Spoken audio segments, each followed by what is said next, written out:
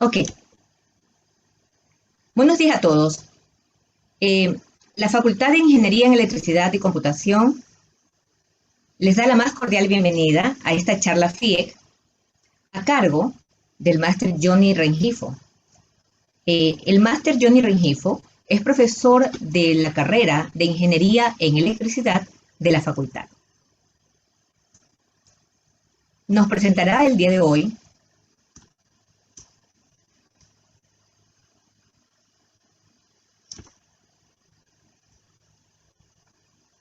la charla FIEC, método de estimación de la eficiencia de motores de inducción alimentados por inversores.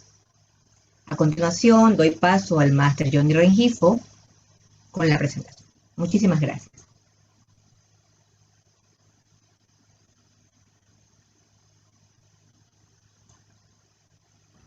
Ok, disculpen, me había silenciado y no me he dado cuenta. Ajá. Bueno, buenos días a todos, muchas gracias por su asistencia. El día de hoy les voy a presentar los resultados de una investigación realizada por mi persona en el marco de mis estudios doctorales, referida a la estimación de eficiencia de máquinas de inducción. Este trabajo fue presentado en la conferencia IEEE, Electrical Machine Design, Control and Diagnosis, que se tuvo lugar en abril de este año en Módena, Italia, que por motivos de la pandemia se realizó de forma virtual. Bueno, muy bien, vamos adelante. Bueno, ya la doctora, la ingeniera me presentó. Valdría decir que además de trabajar con la carrera de Ingeniería de Electricidad, trabajo con la carrera de Electrónica y Automatización, sobre todo porque hay varios chicos de una materia que dicto con ellos acá presentes, entonces hacerle honor a ellos también, ¿no?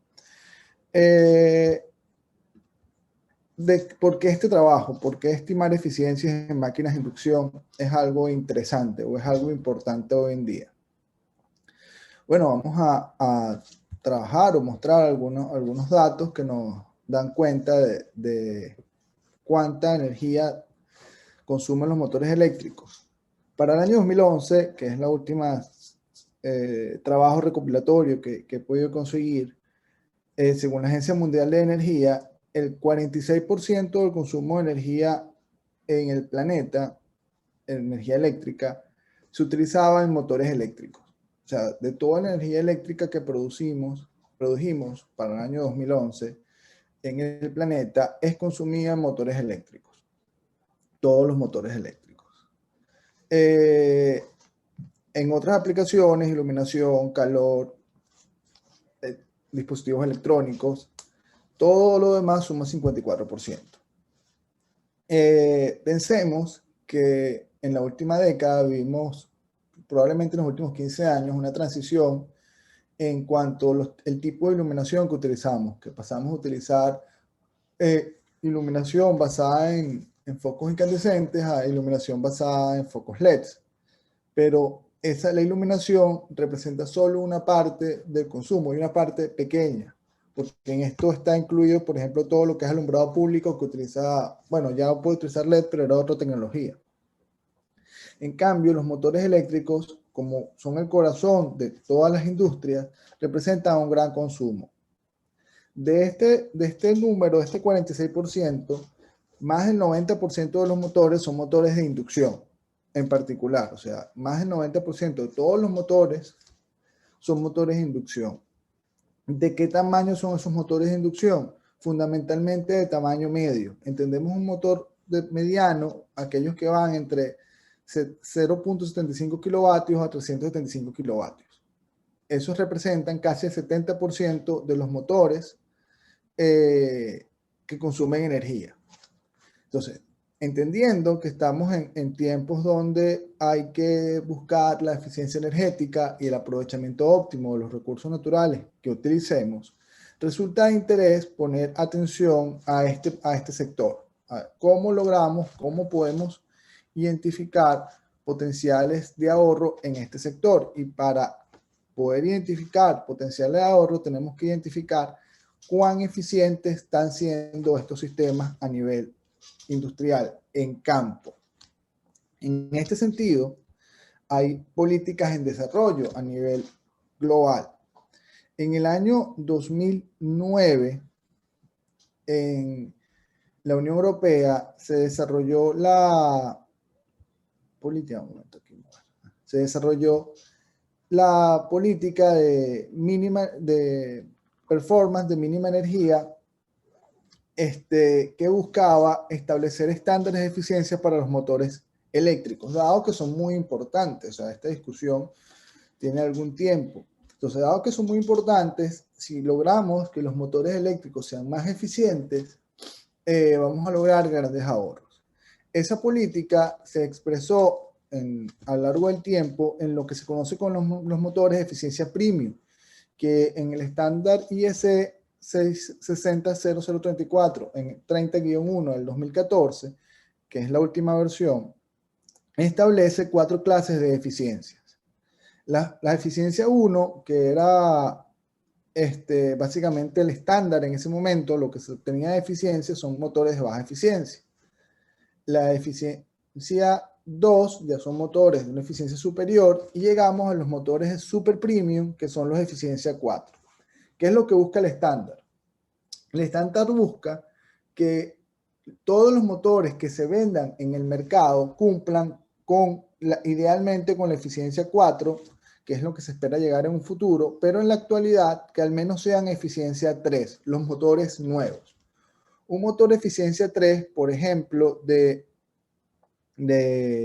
10 kilovatios, tiene que tener una eficiencia superior a 92-93% nominal, mientras un motor de eficiencia 1 estaba por debajo del 90%. Esos son 5 puntos porcentuales aproximadamente en eficiencia nominal.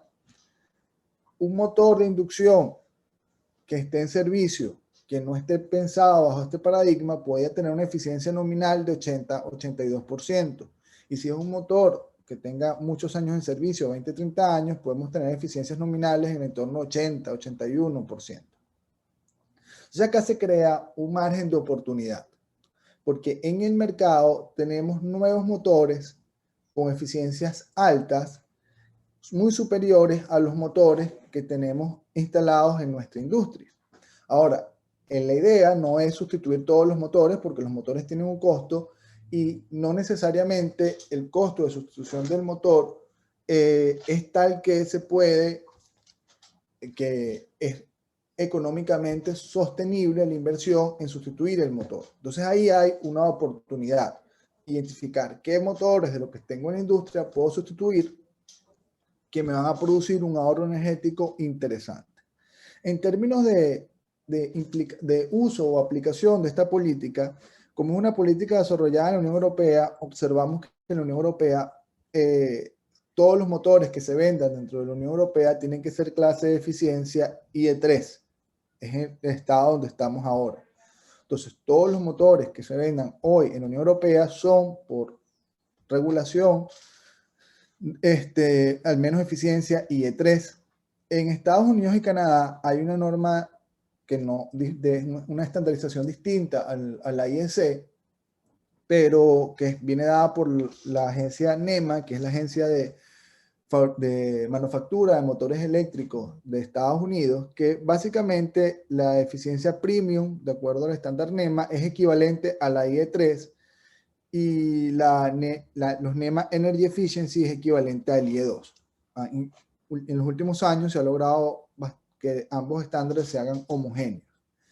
Desde el punto de vista internacional, si pensamos más allá, encontramos que, por ejemplo, en Brasil es obligatorio que los motores que se vendan en Brasil sean clase eficiencia IE2,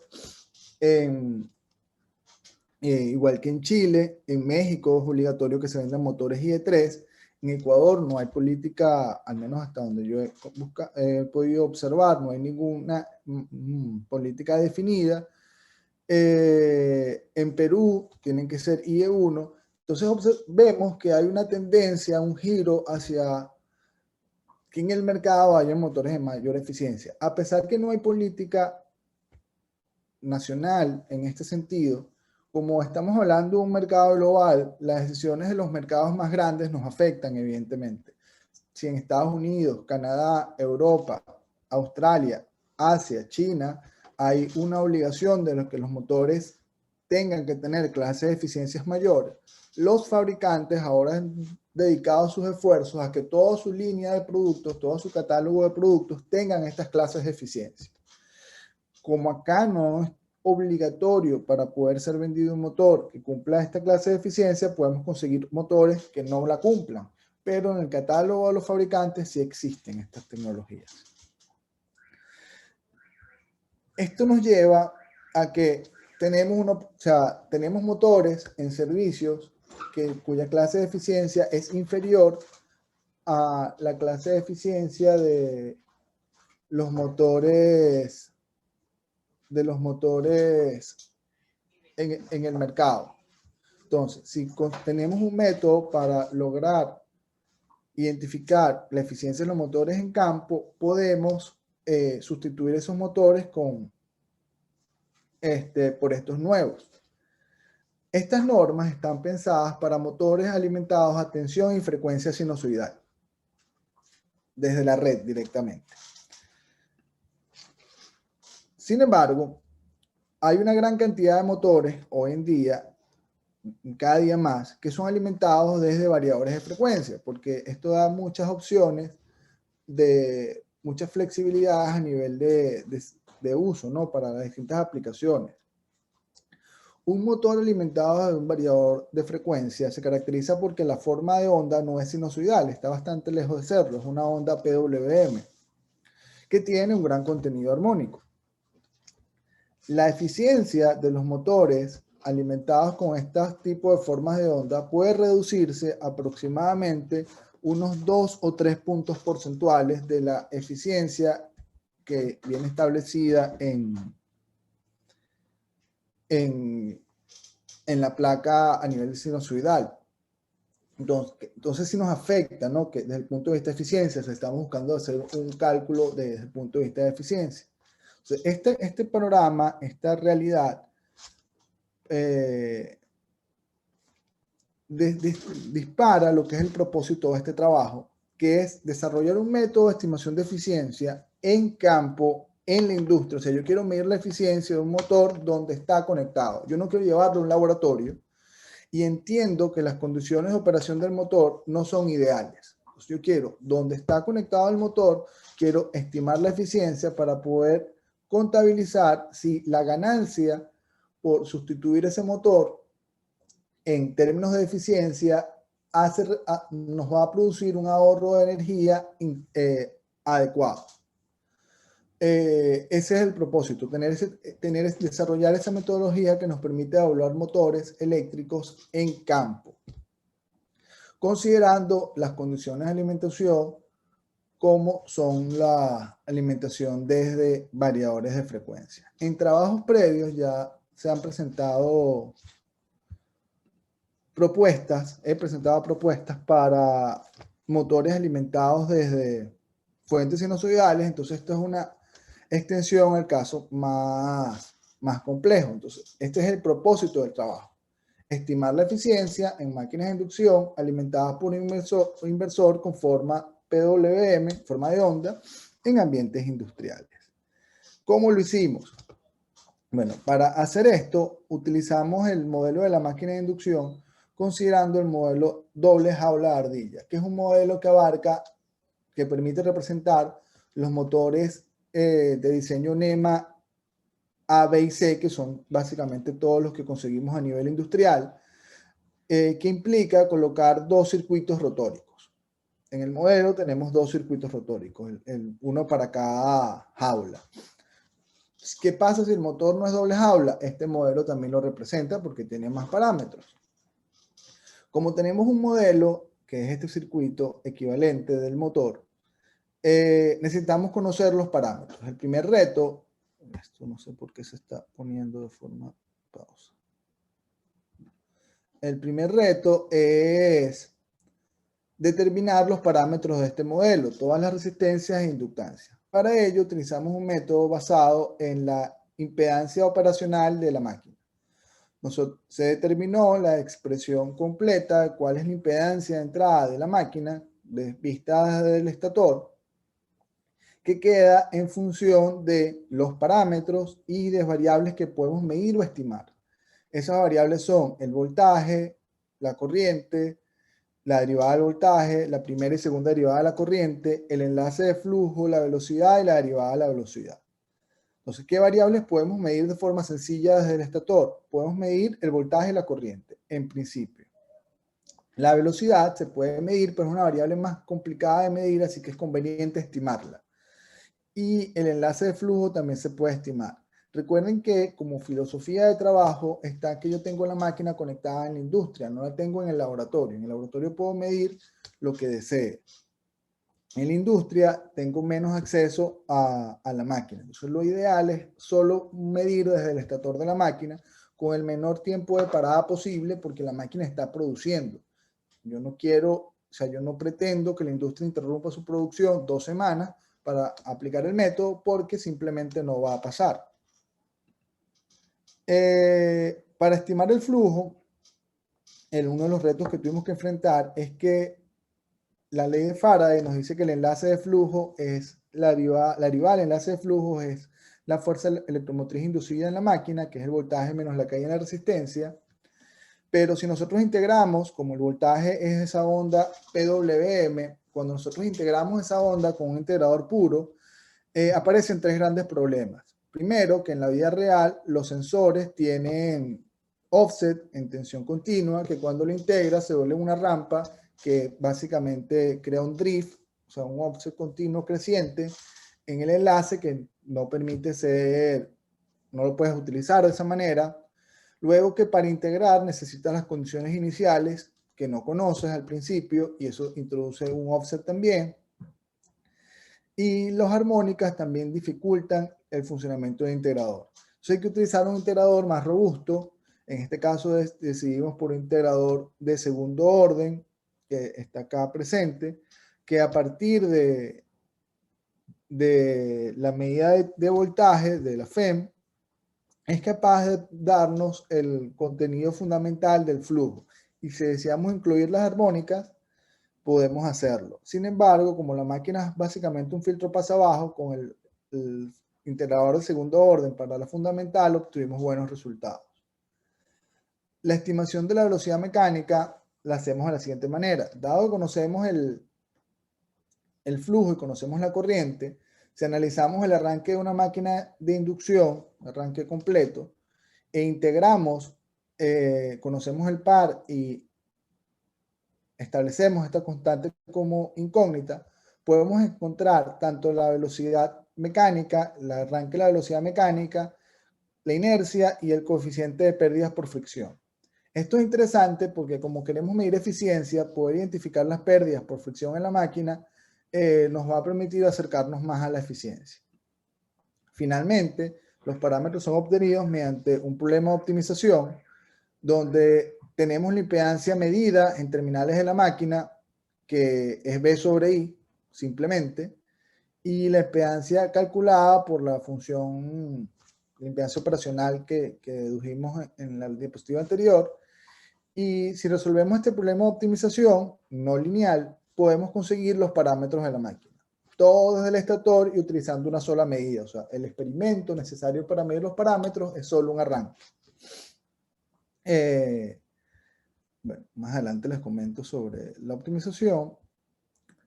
Entonces tenemos los parámetros. Primer problema, que son cuáles son los parámetros de la máquina, lo hemos resuelto. Segundo problema, para estimar la eficiencia, vamos a necesitar conocer las corrientes del rotor. Dado que las máquinas de inducción son jaula de ardilla, no tenemos acceso a medición en el rotor. Entonces tenemos que observar esas corrientes, lo que se llama un observador. Este observador lo vamos a conseguir o lo vamos a desarrollar a partir de la ecuación de tensión del rotor. Como tenemos 2 jaulas, son 2 ecuaciones que están expresadas acá de forma matricial, donde las corrientes del rotor son nuestras incógnitas. a poner el puntero láser, donde las corrientes del rotor son nuestras incógnitas, simplemente. Como esto es una ecuación continua y nosotros vamos a medir de forma discreta, hay que discretizar estas ecuaciones, para lo que utilizamos la regla trapezoidal, fue la que utilizamos acá. Y al aplicar esta regla, nosotros podemos despejar las corrientes del rotor en cada instante de tiempo en función de los parámetros, el tiempo de muestreo. No sé por qué esto está avanzando. Los parámetros, el tiempo de muestreo, la velocidad mecánica que estimamos previamente o conocemos en régimen permanente, y la corriente del rotor previa. O sea, vamos a necesitar una corriente del rotor inicial para poder inicializar este observador. Este es un observador recurrente, porque depende del mismo parámetro anterior. Entonces, si conocemos la corriente del estator y el parámetro anterior, podemos conocer la corriente del rotor actual. Es interesante que en nuestro observador no dependemos de las tensiones. Y eso es interesante porque medir las tensiones de la salida de la máquina requiere unos sensores con un requerimiento de ancho de banda, ancho de frecuencia importante, porque una onda PWM tiene un contenido de alta frecuencia alto. En los IGBT que se utilizan actualmente, el tiempo de subida, el rise time de la onda PWM puede llegar a 50 nanosegundos. Entonces, es el contenido de alta frecuencia que requiere sensores de mucha calidad para poder medir. O unos filtros de anti-aliasing muy bien sintonizados. Entonces, no necesitarla durante la estimación de la eficiencia es un valor de esta metodología. Finalmente, una vez que conocemos la corriente del rotor, utilizamos el circuito equivalente para estimar cada una de las componentes de las pérdidas. Las pérdidas en el estator, las pérdidas en cada uno de los rotores. Podemos calcular el par de salida restando las pérdidas rotacionales y estimar las potencias en el eje. Todo desde medidas del estator. O sea, podemos en un punto de operación de la máquina estimar todas las características de operación de la máquina para calcular las pérdidas mediante un enfoque de desagregación de pérdidas. Y la eficiencia será la ecuación clásica de potencia de salida dividido para la potencia de salida sobre más las pérdidas. Esto fue aplicado experimentalmente en una máquina de inducción de 4.5 kilovatios con 2720 revoluciones por minuto, 60 Hz y 8.29 amperios. Para la prueba, medimos un arranque midiendo tensiones y corrientes. Además, alimentamos la máquina con un control voltaje sobre frecuencia constante, que es muy típico a nivel industrial. Se utilizó un inversor industrial con una rampa de aceleración de 4.5 segundos y se le ajustó la frecuencia de conmutación del inversor a 4 kHz. La frecuencia de la señal portadora. Y el sistema de adquisición que se utilizó tenía una frecuencia de muestreo de 20 kHz. El sistema de adquisición fue una tarjeta de adquisición con 4 canales multiplexados. La resistencia del estator se midió directamente desde terminales y se corrigió la temperatura de operación. Y el problema de optimización no lineal fue resuelto mediante un algoritmo de puntos interiores y algoritmos genéticos que son bastante comunes en la literatura. Entonces, bueno, en cuanto a resultados que obtuvimos, bueno, este es el enlace de flujo del estator, el lugar geométrico, el enlace de flujo del estator estimado. Vemos que está centrado. Cuando esto tiene problemas de estimación, queda como una espiral, porque tiene un offset que descentra el lugar geométrico.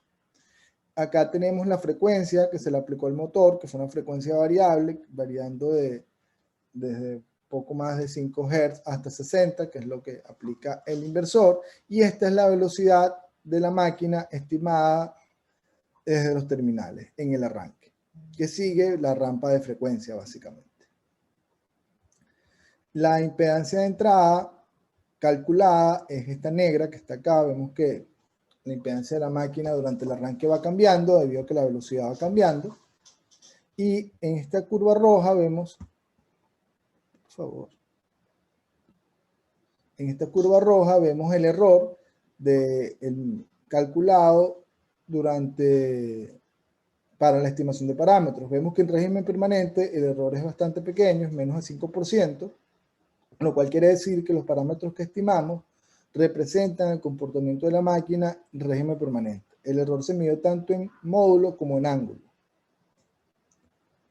Los parámetros obtenidos por cada uno de los métodos utilizados son bastante parecidos, no idénticos, porque el problema tiene varias soluciones, pero ambos representan satisfactoriamente a la máquina, en líneas generales. Entonces, con estos parámetros, procedimos a probar, a evaluar el estimador de corrientes del rotor, el observador. Para ello, simulamos la máquina, porque no podemos medir la corriente del rotor en aplicaciones reales. Entonces utilizamos un modelo de simulación, donde comparamos la corriente producida por el modelo de simulación versus la corriente observada. Y para saber si ambas señales se comportaban igual, utilizamos dos indicadores para probar señales, que son el MAE, el error promedio, básicamente, y el valor eficaz del error, que es el RMS error, que es el valor eficaz del error de las señales.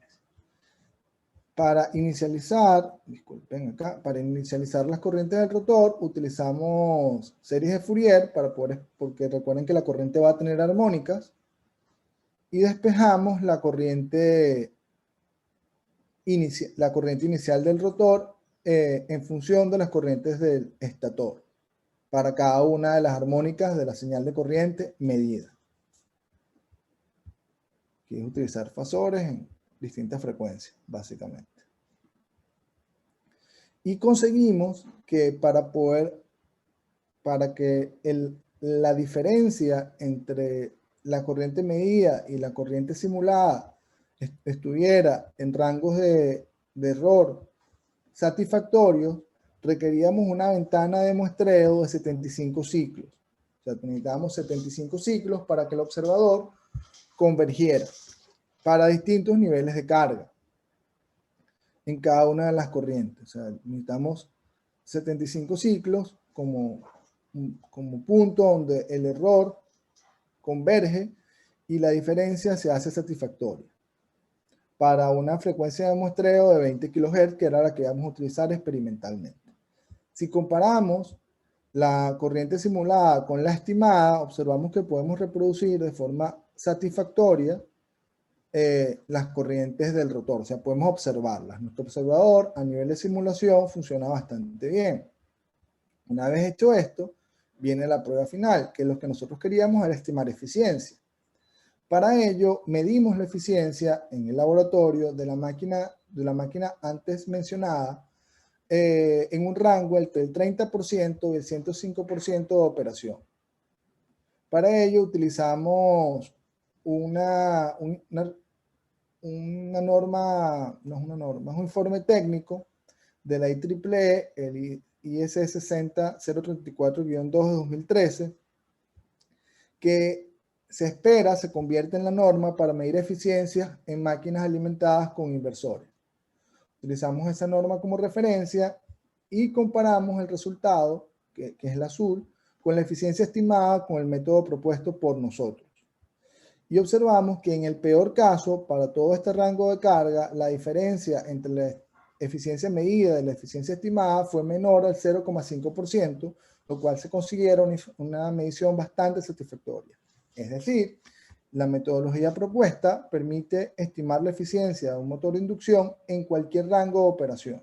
Es importante lo del rango de operación porque a nivel industrial, con mucha frecuencia, los motores están sobredimensionados. Entonces, si la eficiencia nominal del motor, en este caso, está alrededor del 83%, podemos tener que el motor esté operando al 30-40% de su capacidad nominal y que tenga una eficiencia más baja.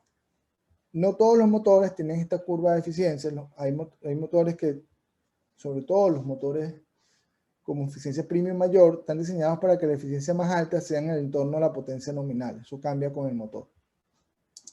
Pero uno puede conseguir mayores ahorros de eficiencia en algunos casos si el motor está operando muy por debajo de su punto nominal. Pero bueno, el método probó ser satisfactorio, y con lo cual las conclusiones es que hemos desarrollado una metodología adecuada para la estimación de eficiencia en motores de inducción, en las condiciones de fuentes de alimentación, utilizando inversores, que son condiciones bastante adversas para la medición externa, con un error bastante bajo y con un nivel de intrusión, de interrupción del proceso productivo relativamente bajo. Solo se necesita algo de tiempo para la instalación de los equipos, que dependiendo de la instalación puede ser unos 20 minutos, para hacer las pruebas completas. Y el resto son medidas con carga. Entonces es un nivel de interrupción relativamente bajo, no comparable a los tiempos requeridos para medir la eficiencia utilizando los procedimientos estandarizados.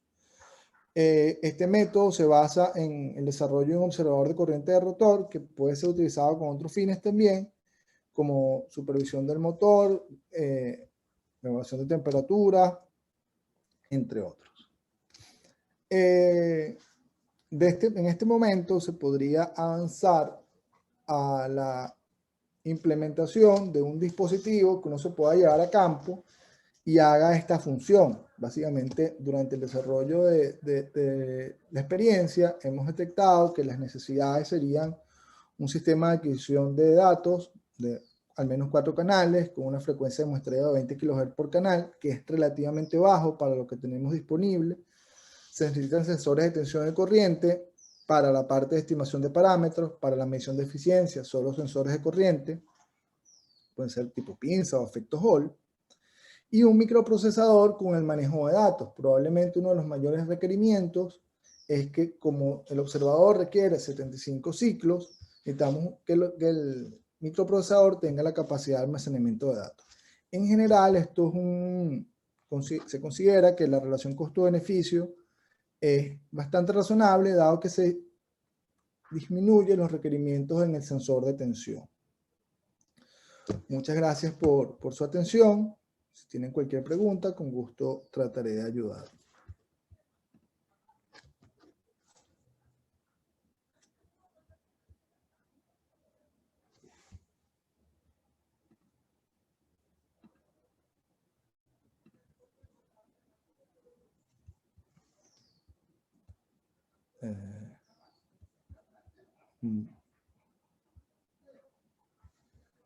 Aquí creo que hay algo en el chat. No, indicaba que las preguntas, días a todos, indicaba que las preguntas también pueden ser realizadas en el chat si desean.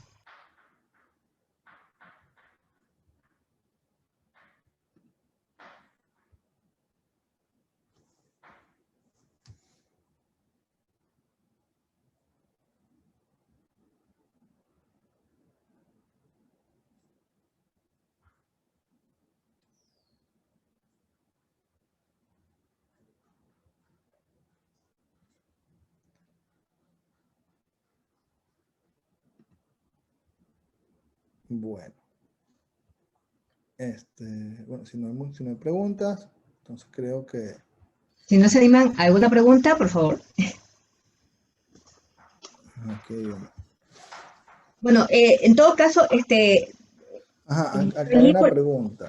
Ok, listo. Aquí hay una pregunta, nos pregunta Luis, ¿cómo con los datos obtenidos en el análisis podemos saber si es viable? Eso es una buena pregunta, Luis. Si tú encuentras, por ejemplo, una diferencia de eficiencia de 5 puntos entre la eficiencia que tiene tu motor y la eficiencia que tendría un motor nuevo, dependiendo del tamaño del motor, esos 5 puntos es una cantidad de potencia. Eso, por el tiempo de uso del motor, por el costo de la energía, te va a decir cuánto es el ahorro que tendrías en factura de electricidad por el cambio del motor. Ese ahorro en el tiempo te va a decir si es viable la sustitución del motor. Usualmente en una industria puedes tener motores que operen 24/7. Entonces, esa diferencia de energía por un año te puede dar una idea concreta de cuánto es el ahorro del motor, cuánto es el ahorro que tienes en factura, y estableciendo un horizonte de recuperación de la inversión, si al industrial le conviene o no sustituir el motor respectivo. Parte de la idea es que seguro, en una industria que tenga 300 motores, habrá algunos motores que valdrá la pena sustituir. Entonces, la idea es conseguir cuáles, de una manera ágil. Pero si hay potenciales de ahorro. Un ahorro del 5% es un ahorro importante, porque a diferencia del tema de las luminarias, estás hablando de la parte gruesa del consumo de energía, no de la parte fina. Aquí uno debería incluir esto, que no lo mencioné, era interesante, con lo que son las curvas de Pareto. Uno puede buscar en la industria el 20% de los motores que representan el 80% del consumo y enfocar el trabajo en ese 20%. Puede ser 25 o 30, dependiendo de la industria.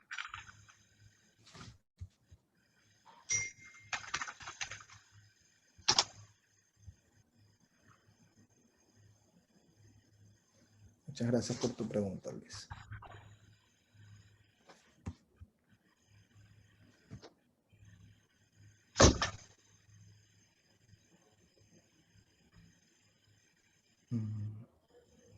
Hay una pregunta en el chat, pero yo no sé responderla. Sí, se puede ver el video en otro canal. Este video, ok, vamos a revisarla. Claro, bueno, aquí le voy a responder, si el ingeniero Rengifo no tiene inconveniente, buenas tardes a todos. Si el ingeniero Rengifo no tiene inconveniente, con este video estaría publicado durante una semana en el sitio web de FIE, de acuerdo a lo autorizado por en la facultad, ¿no? Así que... yo no tengo ningún inconveniente. Ok, entonces, sí, el video está pues en el sitio web de FIE, estará en el sitio web de FIE. Ok, aquí tenemos otra pregunta, ingeniero. Dice, ¿realizan pruebas en laboratorios de SPOL? Bueno, estas pruebas no las realicé en el laboratorio de SPOL, pero en el laboratorio de SPOL creo que hay todo el equipamiento necesario para hacerla, porque no requieren tanto equipamiento. La idea de las pruebas precisamente es que el equipamiento requerido sea poco. La mayor limitación del método. Eso es una buena pregunta, Homero. Una muy buena pregunta. Probablemente está en el lograr las condiciones de arranque. Mientras más cargado esté el motor durante el arranque, el método de estimación de velocidad es menos adecuado porque no está incluyendo la carga. Entonces eso sería lo más desafiante. Sin embargo, hay alternativas para poder estimar la velocidad si el motor está cargado a partir de lo que se llama la firma de frecuencia de las corrientes. Uno puede estimar la velocidad de los motores eléctricos a partir de los armónicos producidos por las ranuras y las excentricidades del motor. Eso es bastante más trabajoso de lo que yo hice, pero se puede hacer. Yo lo he hecho en otro, o sea, hay bastante literatura al respecto, yo lo he implementado, pero la capacidad de procesamiento que necesitas es mucho mayor. Y probablemente es el mayor inconveniente.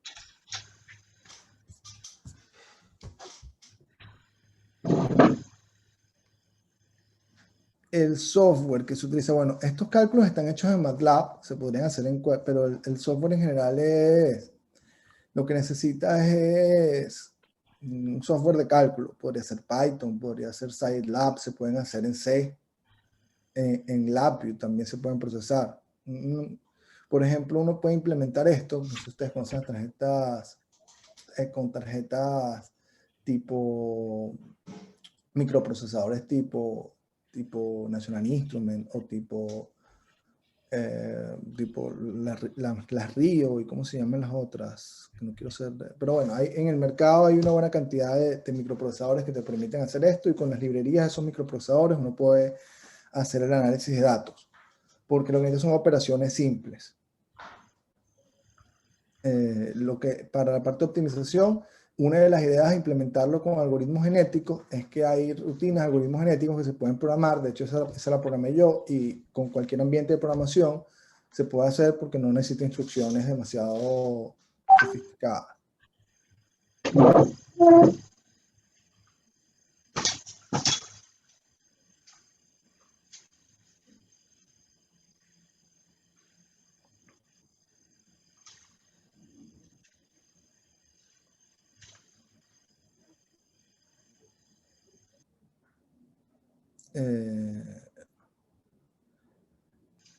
Bueno, muchas gracias a ti por las preguntas, Luis.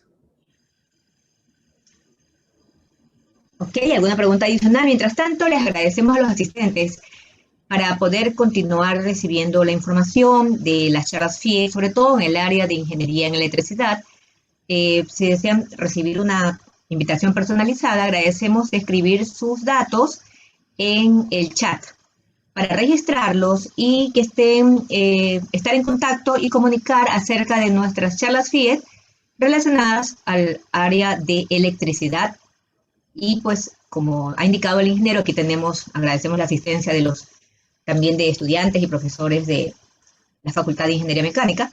Entonces, sí, agradecemos escribir en el chat si desean, pues, formar parte de nuestra base de datos para una invitación personalizada. Aparte de la invitación que se envía vía FIEC.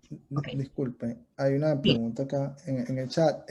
Si el método funciona con todo tipo de máquina de inducción. Bueno, está diseñado para máquinas de inducción trifásica, jaula de ardilla, que son la mayoría. Si preguntas por máquinas de inducción monofásicas, se puede adaptar, pero en las máquinas de inducción monofásica es difícil justificar la inversión en el equipo porque son máquinas muy chiquititas, aunque hay muchas, pero es más difícil justificar la inversión del tiempo y el esfuerzo. La relación costo-beneficio en esas máquinas no es tan favorable. Pero la norma, los motores de eficiencia premium también aplican en esas máquinas.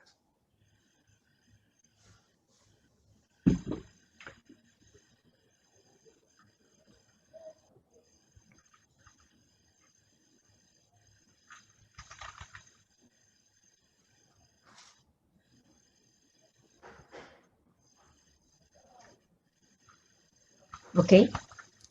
¿Cómo saber por cuál máquina cambiar?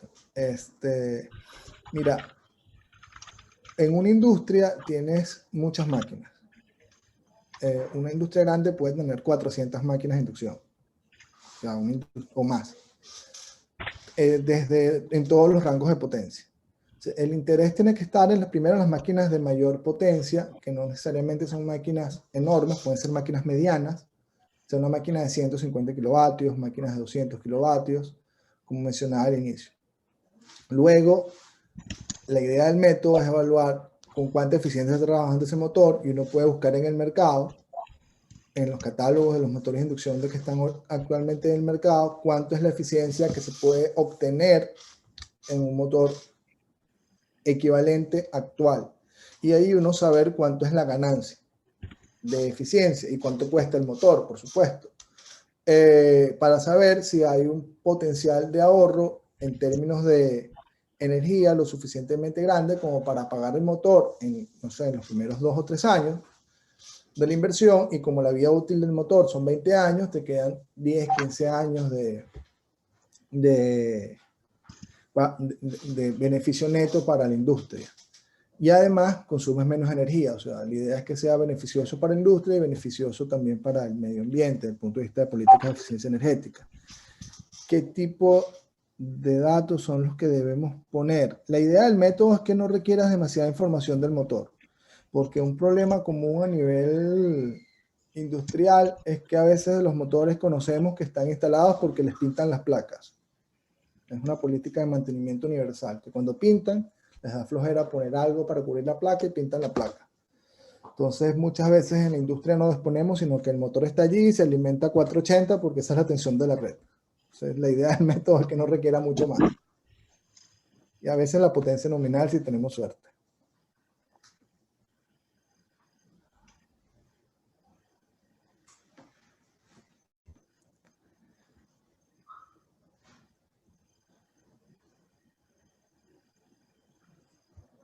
Bueno, creo que ahora sí. Bien, si no tenemos, vamos a mover un poquito más preguntas. Agradecemos a los que les sea posible activar su cámara para realizar una captura para el sitio web de FIE. Sí. Agradecemos a los profesores, a los estudiantes de las facultades de la FIEC, de Ingeniería Mecánica, a la comunidad de SPOL en general, su asistencia a esta edición de Charla FIEC. Agradecemos al máster Johnny Rengifo por su excelente presentación. Muchísimas gracias a todos. Entonces, ahora, pues, si podemos activar nuestra cámara para la captura.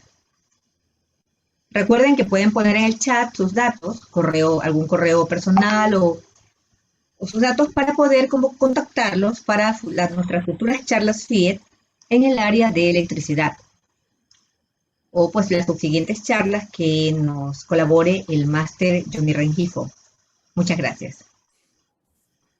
Ok, vamos a realizar la captura de pantalla a la cuenta de 3.